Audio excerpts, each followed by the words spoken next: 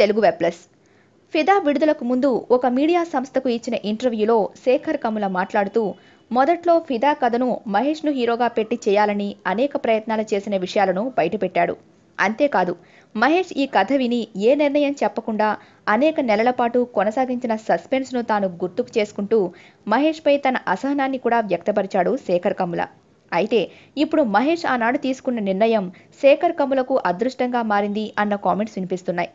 Heroine పక్షపాతిగా పేరుగాంచిన శేఖర్ కమ్ముల సినిమాలలో హీరోయిన్స్ పాత్రకు విపరీతమైన ప్రాధాన్యత ఉంటుంది. దీనితో ఫిదా కథలోని భానుమతి పాత్రను శేఖర్ కమ్ముల అదే విధంగా తీర్చిదిద్దాడు.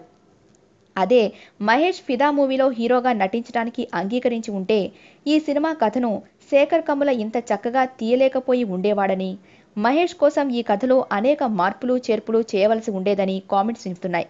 అదే జరిగితే ఒక ఫీల్ గుడ్ మూవీగా రూపొందిన ఫిదా తన ప్రాధాన్యతను అంతా కోల్పోయి అటు కమర్షియల్గా కాకుండా ఇటు ఒక మంచి సినిమాగా కాకుండా తయారై శేఖర్ కమ్ములకు మరొక ఘోర పరాజయాన్ని ఇచ్చి ఉండేదని కొందరు విశ్లేషకులు కామెంట్ చేస్తున్నారు.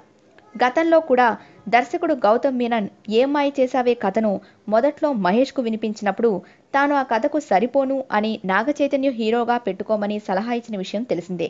ఒక విధంగా ఆలోచిస్తే ఇలాంటి ప్రేమ కథల విషయంలో మహేష్ తీసుకుంటున్న నిర్ణయాలు ఒక విధంగా సరైనవే అని అనిపిస్తుంది.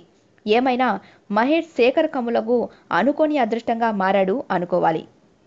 మా వీడియో మీకు నచ్చినట్లయితే లైక్, కామెంట్, షేర్ మరియు మా ఛానల్ను సబ్స్క్రైబ్ చేయండి. Bye friends, see you again.